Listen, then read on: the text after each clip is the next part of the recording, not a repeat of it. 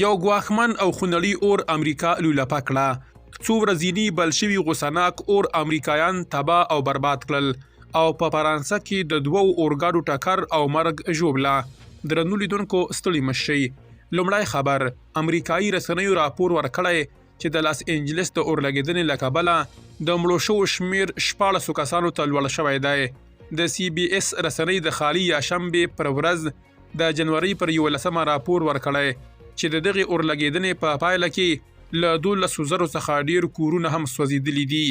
د راپور پر بنسټ همدارز له 100,000 څخه ډیر وګړي د ځای پرېښودو امر لاندې دي. ورته مهال چارواکو ځایي اوسیدونکو ته امر کړی چې خپلو سیمو ته له راستنېدو ډډه وکړي. پالیسډز، ایټن، هوسټ، کینټ او لیډیا په زیانمن شوو سیمو کې ګډ دي.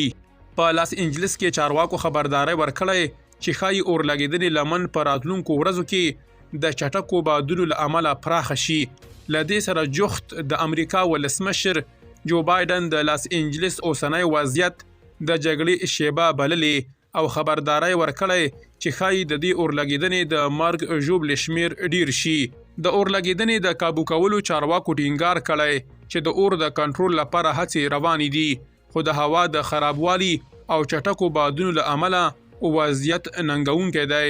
اټکل کیږي چې دې اورلګیدنې تر اوسه پورې 150 میلیارډ ډالر زیان اړولی دی. دویم خبر، د فرانسې په ستراسبورګ ښار کې د 2015 زیږدیز کال د جنوري پر 11 دوو اورګاډو ټکر وکړ چې له امله یې تر دې دمه له 50 څخه ډیر کسان ټپیان شوي دي. پیښه هغه مهال رامنځته شوه چې دواړه اورګاډي په یو پرلپسې تمځي کې سره مخامخ شول. د اورګاډو کارمنان او بیړني خدمتونه ژر تر ژره د پیښې ځای ته ورسېدل او د ټپیانو د ژغورلو لپاره اپریشن پیل شو.